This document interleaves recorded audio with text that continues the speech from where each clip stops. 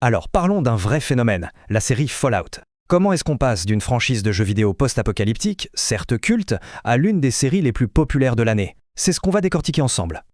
Tout part de cette question. Imaginez, le monde tel qu'on le connaît a été rayé de la carte par une guerre nucléaire. Que se passe-t-il 219 ans plus tard? Qu'est-ce qui reste de l'humanité? C'est le point de départ de toute cette aventure. Pour comprendre, il faut d'abord se plonger dans cet univers si particulier. Un monde qui a une esthétique bien à lui, un mélange étrange entre le futur et le passé. Alors le monde de Fallout, ce n'est pas tout à fait notre histoire. Après la Seconde Guerre mondiale, tout a divergé. On a eu un âge d'or de l'énergie atomique créant une société rétro-futuriste, pensée aux voitures volantes mais avec un look des années 50. Et puis tout s'est effondré en 2077. La Grande Guerre. Des bombes nucléaires partout.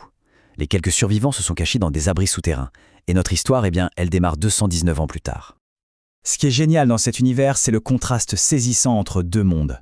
D'un côté, la vie dans les abris. Tout est propre, civilisé, presque naïf. C'est une tentative de préserver l'Amérique d'avant. Et de l'autre, la surface. Les terres dévastées. Là, c'est le chaos total. Un désert sans foi ni loi, plein de radiations, de mutants et de survivants qui ne vous feront aucun cadeau. Deux salles, deux ambiances, comme on dit. Et c'est au milieu de ce monde fracturé que l'on va suivre les parcours de trois personnages bien différents. Trois points de vue sur ce qui reste de l'humanité. On commence avec Lucy. C'est un peu le cœur de l'histoire. Elle est optimiste, pleine de bonnes intentions, et pour cause, elle a grandi dans son abri, bien protégée de la dure réalité du monde extérieur. Sauf que, bien sûr, tout son petit monde va s'écrouler. Son père est kidnappé. Pour le sauver, elle n'a pas le choix. Elle doit sortir. Pour la toute première fois de sa vie, elle va devoir apprendre à survivre dans les ruines de Los Angeles. Et le choc culturel va être intense. Ensuite, il y a Maximus. Lui, c'est un jeune soldat, un écuyer, qui fait partie de la confrérie de l'acier. La confrérie, c'est une sorte d'ordre de chevaliers post-apocalyptique. Leur but, c'est de récupérer et de contrôler la technologie d'avant-guerre, surtout ces énormes armures de combat.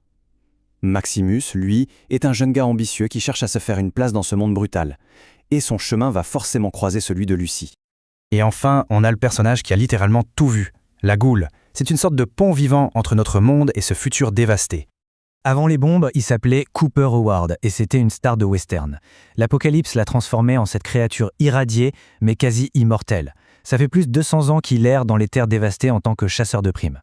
Autant dire qu'il est cynique et pragmatique et que son passé cache une bonne partie des secrets de l'histoire. Porter un univers aussi riche à l'écran, c'était un sacré pari. Alors qui sont les gens qui ont réussi ce tour de force? Eh bien, on retrouve du beau monde. À la production, Jonathan Nolan et Lisa Joy, les créateurs de Westworld. La musique, c'est Ramin Djawadi, le compositeur de Game of Thrones. Bref, une équipe de rêve qui a travaillé en étroite collaboration avec Bethesda, les développeurs des jeux, pour que tout soit parfait. Bon, avec une telle équipe, on pouvait s'attendre à du lourd. Est-ce que le pari a réussi? La réponse est un grand oui, que ce soit du côté des critiques ou du public. Il suffit de regarder ce score. 93% d'avis positifs sur Rotten Tomatoes. C'est juste énorme, surtout pour une adaptation de jeux vidéo. On sait que c'est souvent un exercice casse-gueule, mais là, c'est un quasi sans faute. Et ce que les critiques disent, en gros, c'est que la série a réussi le grand écart parfait. Elle est assez fidèle pour combler les fans de la première heure, tout en étant une porte d'entrée géniale pour ceux qui découvrent l'univers. C'est vraiment le meilleur des deux mondes. Et le succès public est tout aussi dingue. On parle de 100 millions de spectateurs sur Prime Video. C'est un chiffre colossal qui fait de Fallout l'un des plus gros lancements de l'histoire de la plateforme de streaming. Mais l'impact de la série ne s'est pas arrêté à la télé. Il y a eu un véritable raz de marée qui a touché les jeux vidéo d'origine.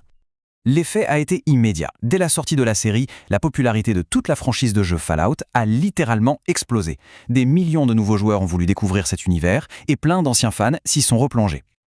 Le chiffre est assez fou, il y a eu un pic de près de 5 millions de personnes jouant à un jeu Fallout en une seule journée. 5 millions, ça montre bien la synergie incroyable entre la série et les jeux. Avec un tel carton plein, la question de la suite ne s'est évidemment pas posée très longtemps. C'est officiel, la série a été renouvelée pour une saison 2. Les aventures de Lucy, Maximus et la Goule sont donc loin d'être terminées. Et il reste encore plein de mystères à percer dans les terres dévastées.